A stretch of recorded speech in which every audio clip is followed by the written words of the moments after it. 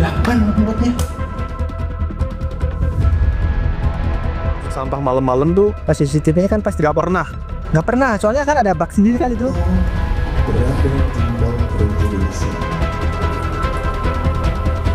Itu tugas dia. Mungkin apakah ada laporan barang hilang seperti mungkin handphone dan lain sebagainya? Tidak ada sama sekali. Tidak ada sama Tidak ada sekali. informasi lost and found terkait dengan hal tersebut. Oke. Berarti dia berangkat ke Kemenlu itu sudah tidak bawa HP. Dia mungkin merasakan mungkin di HP itu ada ancaman.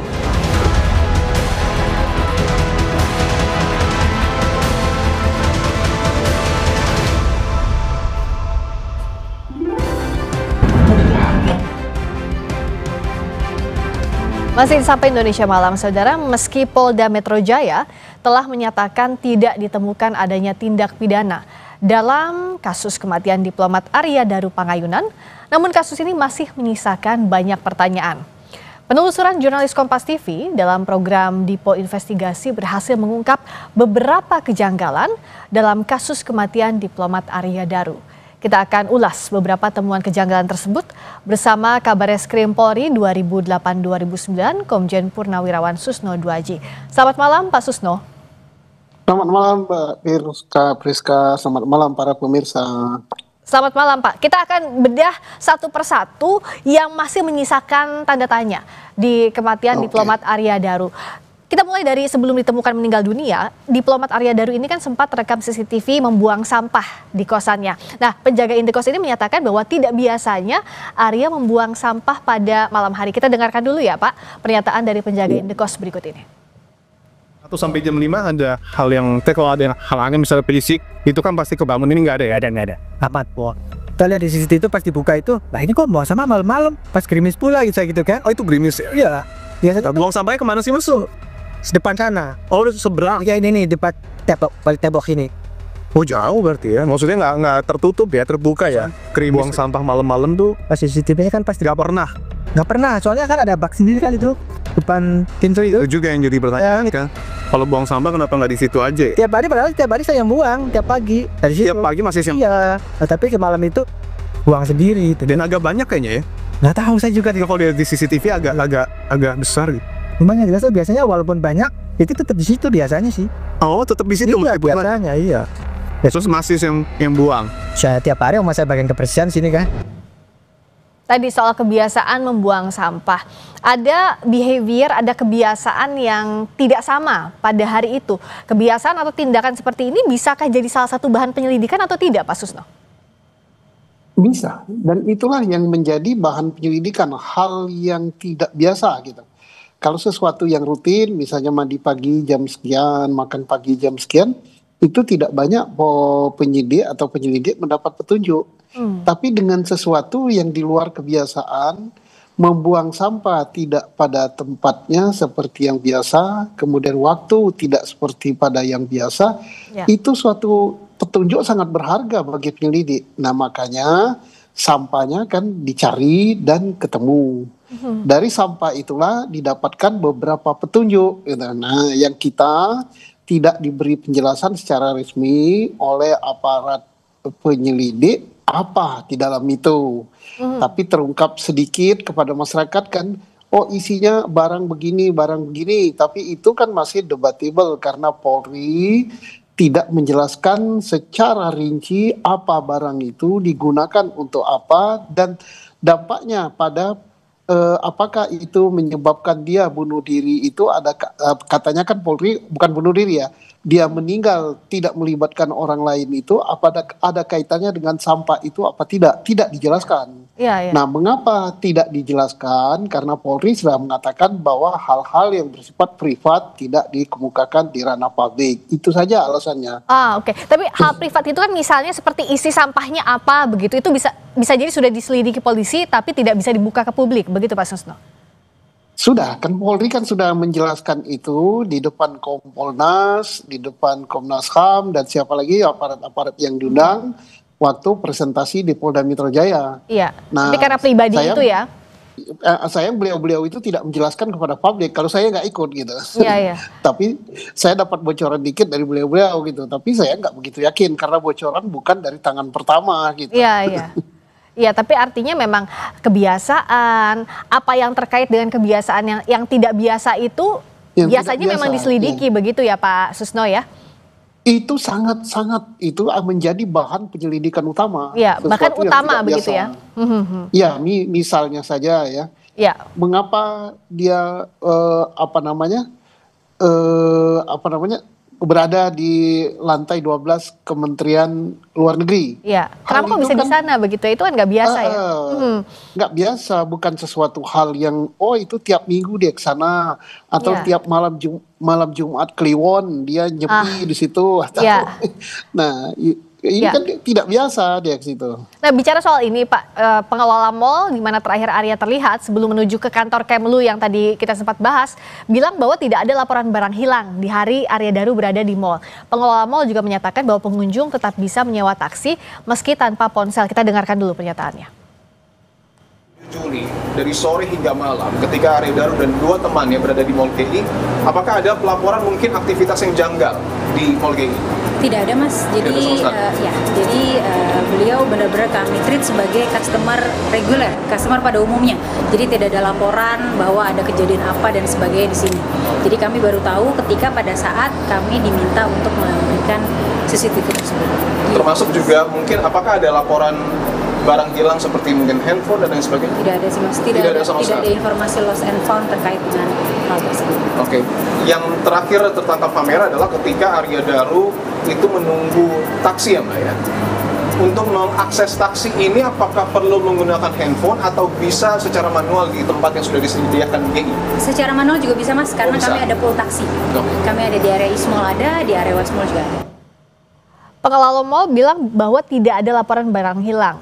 Dan faktanya lagi ponsel Arya Daru juga belum ditemukan. Sementara Pak Susno, biasanya kan data-data pribadi, data terkait sequence ngapain aja hari itu adanya di ponsel. Seperti kita lah, pasti di ponsel itu ada banyak merekam kegiatan dan hal-hal terkait kejadian ini bisa jadi. Nah, apa yang harus saat ini penyelidik dan penyidik lakukan?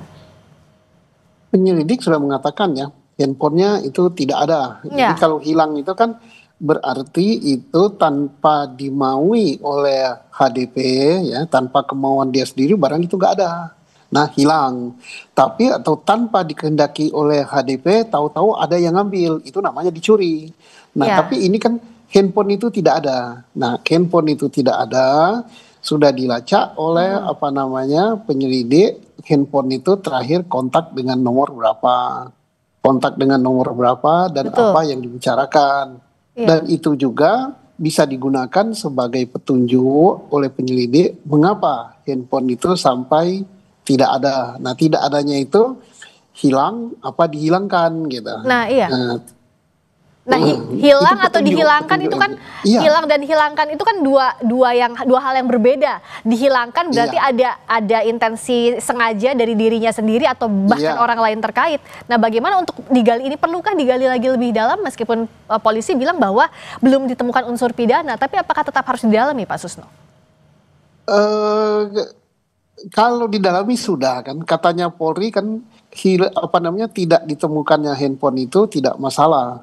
Karena handphone itu telah terkonek kepada perangkat-perangkat yang lain. Misalnya perangkat lawan bicaranya, atau terkonek kepada operator, atau terkonek kepada laptop gitu. Nah, dari sanalah Polri sudah mendapatkan beberapa keterangan yang sehingga dia bisa menyimpulkan sampai tidak ada pihak ketiga yang terlibat. Tetapi persoalannya yang menimbulkan tanda tanya besar itu kan kita ini kan termasuk saya gitu ya. Iya. Saya ingin sekali tahu gitu, apa sih dalam itu. Nah, kemudian ditutup dengan penjelasan itu hal-hal yang privat. Nah, tambah lagi saya penasaran. Karena saya kan tidak punya jabatan lagi di Polri.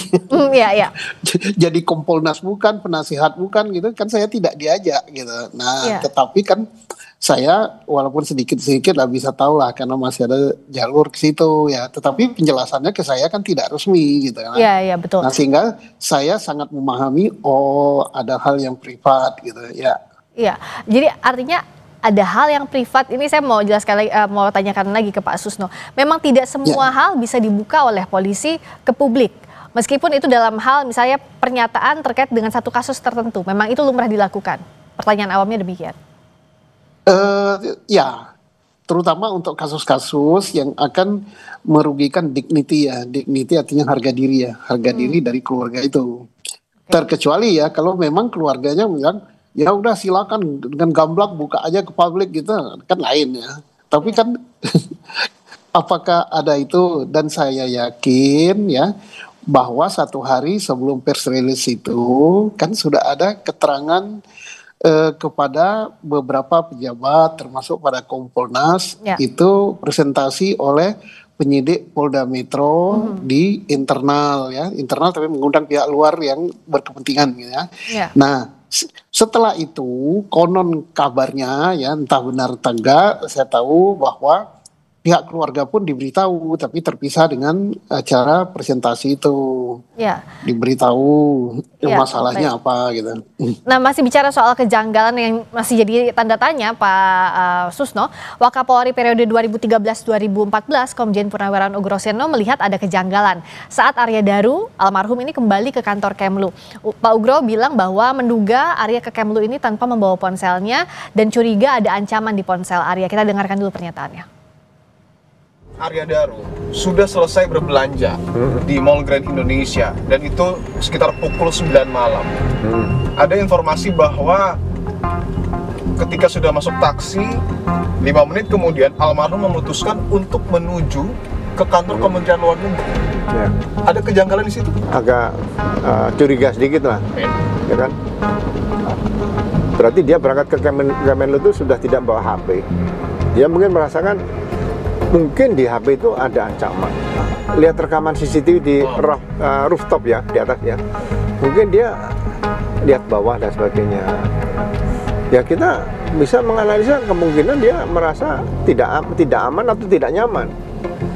Dia hanya ngetes, masih ada nggak yang membutuhkan dia. Nah, bagaimana kalau dari Pak Susno soal sequence yang diduga kejanggalan ini?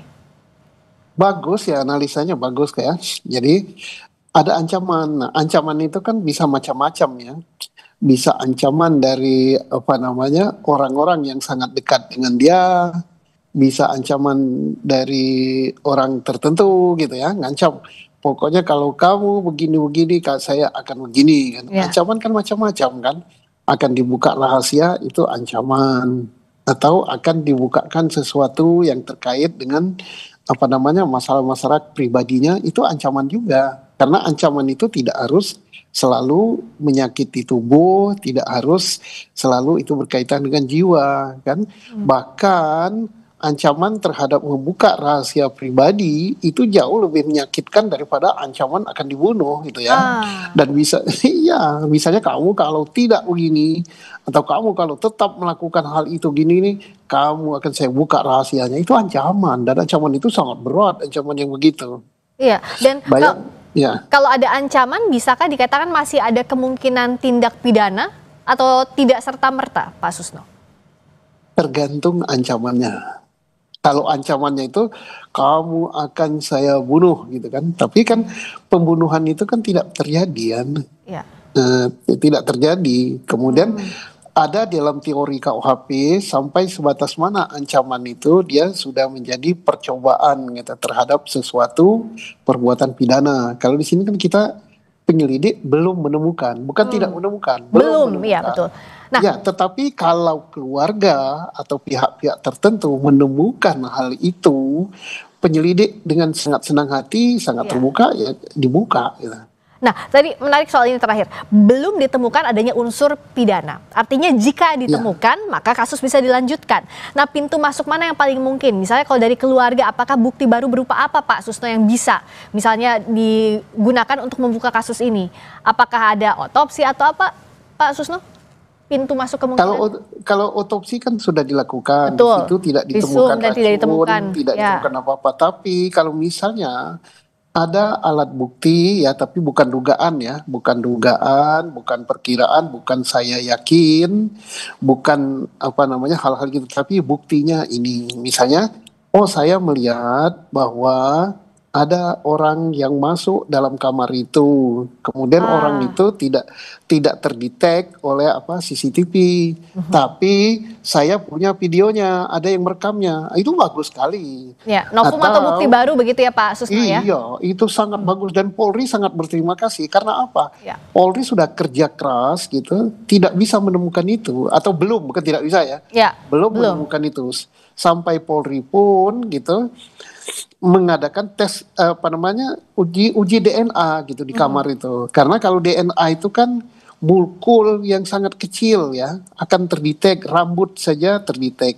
keringat saja terdetek kalau ada orang lain yang masuk ke kamar itu. Ya, ternyata Polri belum menemukan itu. Ya, jadi jika ada novum atau bukti baru maka bisa dilanjutkan. Tapi kalau tidak maka sebaliknya, begitu ya Pak Susno? Baik.